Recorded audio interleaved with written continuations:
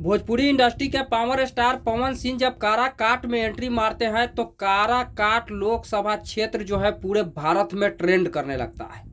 और काराकाट लोकसभा क्षेत्र जो है इस तरीके से ट्रेंड करता है कि पूरा भारत में जो है काराकाट के नाम आज तक कोई नहीं जान रहा था, लेकिन काराकाट लोकसभा क्षेत्र का नाम जो है चर्चा में आ गया है।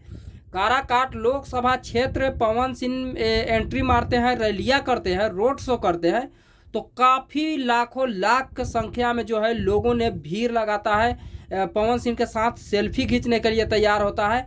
और वही पवन सिंह एक बानी जो है मारते हैं अपना भोजपुरी अंदाज में, और वो बानी इस तरीके का रहता है कि वो बानी भी ट्रेंड कर रहा है। जैसे पवन सिंह से मीडिया के लोग पूछा तो पवन सिंह ने कहा कि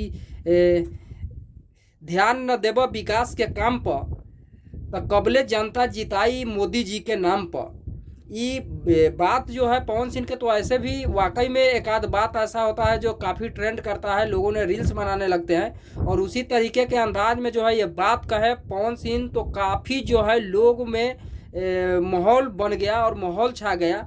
और पवन सिंह बहुत काफ़ी मेहनत कर रहे हैं। वही जो है मनोज तिवारी कहा कि मैं जो है पवन को समझाएंगे, मेरे घर के बच्चा है, भटक गया है। लेकिन पवन सिंह से पूछा जाता है तो पवन सिंह कहते हैं काफ़ी दिनों से हम लोगों का वार्तालाप नहीं है, बातचीत नहीं हो पाता है। रहा बात पीछे हटने के, तो पवन सिंह कभी पीछे आगे बढ़कर पीछे नहीं हटा है, और मैं पीछे नहीं हटूंगा, काराकाट लोकसभा क्षेत्र से चुनाव लड़ूंगा। अब देखना यह है कि काराकाट में आखिर सेलिब्रेट के नाम पे इतना लोग फैंस लोग जुट रहे हैं या वोट भी देंगे। लेकिन जिस अंदाज से मुझे लग रहा है कि पवन सिंह जो है जिस तरीके से पवन सिंह के रैली में जनसलाब में भीड़ लग रहा है, भीड़ उमड़ रहा है, तो कहीं ना कहीं पवन सिंह के जीत घोषित तो मैं आजे कर दिया।